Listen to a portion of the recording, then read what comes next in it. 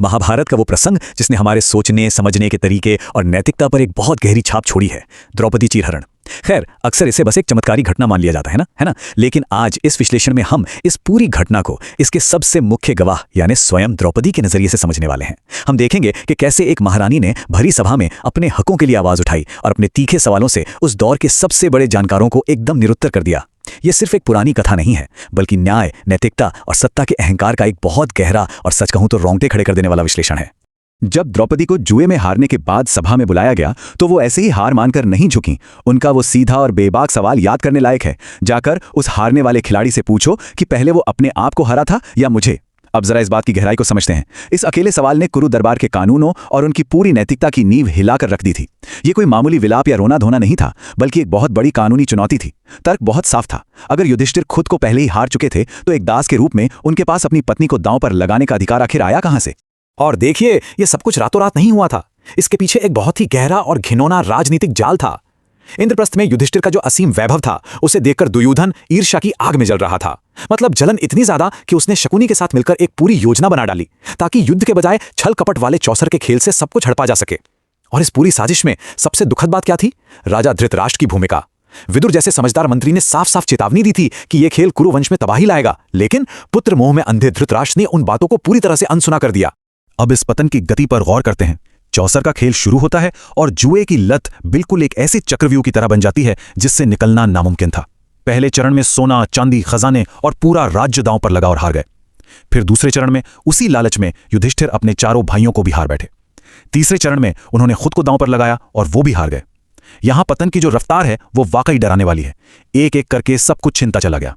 और फिर चौथे चरण में जब कुछ नहीं बचा, तब शकुनी में वो चाल चली जिसने इस पूरे राजनीतिक खेल को एक भयानक नैतिक पतन में धकेल दिया। यहीं पर कुरुवंश के इतिहास का सबसे काला पल आता है। भरी सभा में शकुनी हंसते हुए कहता है, ये तो चौसर का खेल है, एक चीज शेष है, द्रौपदी। जरा उस पल की कल्पना करें। इस एक वाक्य से पूरी सभा में हाहाकार मच जाता है। चारों तरफ से धिक्कार की आवाजें उठने लगती हैं। भीम और अर्जुन गुस्से से कांपने लगते हैं।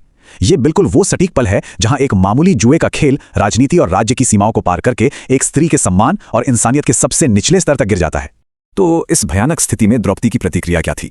जब दुर्योधन का दूत प्रतिकामी द्रौपदी को बुलाने जाता है तो वो सीधे आने से मना कर देती हैं और अपना वही लॉजिकल सवाल पूछती हैं। जब प्रतिकामी बिना किसी जवाब के खाली हाथ लौटता है तो दुर्योधन आग बबूला हो जाता है। वो अपने भाई दुशासन को हुक्म देता है और फिर जो होता है वो सबसे भयानक कदम था। दुशासन सीधे कक्ष में जाता है और विरोध करती हुई इस महारानी को बालों से पकड़कर जबरन घसीटते हुए सभा में ले आता है। सोचने वाली बात है, एक पल पहले तक जो रानी अपने कक्ष में खड़े होकर अधिकारों की बात कर रही थी, उसे अब सरेआम एक शिकार की तरह घसीटा जा रहा था। उस वक्त दरबार के अंदर का नजारा और भी ज्यादा खौफनाक था। पूरी सभा साफ तौर पर दो हिस्सों में बटी हुई थी।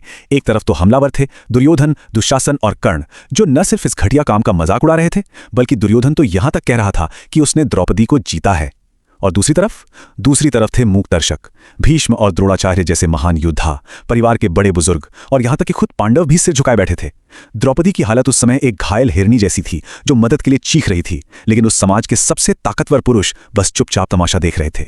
इसी गहरे अलगाव और बेबसी के बीच द्रौपदी का एक वाक्य सीधे उन चुप बैठे लोगों पर वार करता है। वो कहती हैं, आप लोग मेरा अपमान होते देखकर भी चुप बैठे हैं। असल में ये कोई साधारण शिकायत नहीं थी। ये उस पूरे समाज की सोई हुई अंतरात्मा को झकझोरने की कोशिश थी। वो फिर से अपना वही सवाल दोहराती हैं कि जो इंसान खुद अपनी आजादी हार चुका है, वो अपनी पत्नी को कैसे दांव पर लगा सकता है। उन्होंने एकदम साफ कर दिया कि वहां मौजूद जो भी व्यक्ति चुप है ना, वो इस अपराध में उतना ही बड़ा हिस्सेदार है जितने कि वो लोग जो सीधे तौर पर हमला कर रहे हैं। उस युग की न्याय प्रणाली पूरी तरह से दम तोड़ चुकी थी। भीष्म पितामह, जिन्हें धर्म और न्याय का सबसे बड़ा ज्ञाता माना जाता था, वो खड़े तो होते हैं लेकिन द्रौपदी के सवाल का सीधा जवाब नहीं दे पाते। वो बस इसे एक जटिल कानूनी पहेली कहकर टाल देते हैं। खैर, इसी बीच दुर्योधन का ही एक भाई विकर्ण इस घोर अन्याय के खिलाफ आवाज उठाता है। वो कहता है कि द्रौपदी पांचों पांडवों की पत्नी है, उसे कोई एक भाई कैसे दांव पर लगा सकता है। लेकिन तभी कर्ण बीच में कूद पड़ता है और विकर्ण को यह तर्क देकर चुप करा देता है कि युधिष्ठिर के अपनी संपत्ति हारते ही द्रौपदी भी हारी जा चुकी थी। मतलब नियमों और तकनीकी शब्दों के जाल में फंसाकर एक भयानक अपराध को सही ठहराया जा रहा था। अब सवाल यह है कि जब दुनिया का न्याय और कानून पूरी तरह से फेल हो जाए, तब क्या होता है? पतियों, सभा के बुजुर्गों और राजसभा के नियमों द्वारा पूरी तरह से बेसहारा छोड़ दिए जाने के बाद जब दुशासन साड़ी का छोर पकड़कर खींचना शुरू करता है, तब द्रौपदी की वो आखिरी पुकार गूंजती है, हे जगदीश, हे परमात्मा, मेरी रक्षा करो। ये कोई आम गुहार नहीं थी। ये एक ऐसे समाज से पूरी तरह टूट जाने की पुकार थी जिसने अपनी सारी इंसानियत खो दी थी। वो उस वक्त एकदम अकेली थी और अब उनकी आखिरी उम्मीद सिर्फ और सिर्फ ईश्वरीय शक्ति ही थी।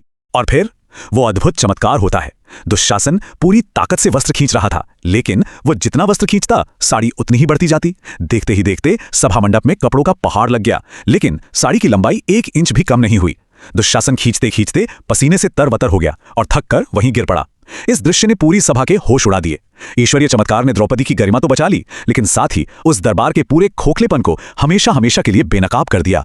यहां हमें एक पल के लिए रुकना चाहिए। एक बहुत ही गहरे सवाल पर विचार करना जरूरी है। हाँ, एक चमत्कार हुआ, लाज बच गई, लेकिन क्या वो चमत्कार उन शक्तिशाली और ज्ञानी पुरुषों की चुप्पी को सही साबित कर सकता है? बिल्कुल नहीं।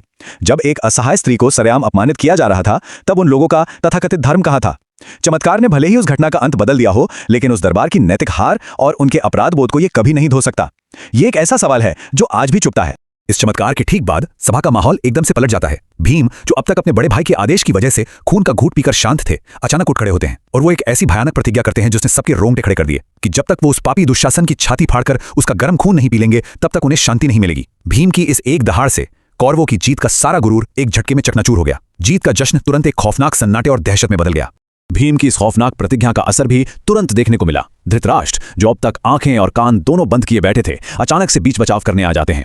लेकिन ध्यान देने वाली बात यह है कि उनका यह फैसला किसी न्याय या धर्म की वजह से नहीं था। यह सिर्फ और सिर्फ डर था। उन्हें अपने बेटों के विनाश का साफ अंदेशा हो गया था। इसी विनाश को टालने के लिए वे घबराकर द्रौपदी से माफी मांगते हैं और पांडवों को उनका सारा राज्य और आजादी वापस लौटा देते हैं। न्याय तो मिला, लेकिन इंसानियत की वजह से नहीं, बल्कि खौफ की वजह से। माना के चमत्कार से उनकी शारीरिक गरिमा बच गई, लेकिन कुरु दरबार के बुजुर्गों की वो चुप्पी, वो सन्नाटा वाकई बहरा कर देने वाला था। यह पूरा विश्लेषण हमें एक बहुत ही तीखा और शाश्वत सवाल देकर जाता है। जब किसी राज्य के सबसे ज्ञानी और ताकतवर लोग साफ साफ हो रहे अन्याय के खिलाफ बोलने से कतराने लगें, तो उस राज्य का अंजाम क्या होता है?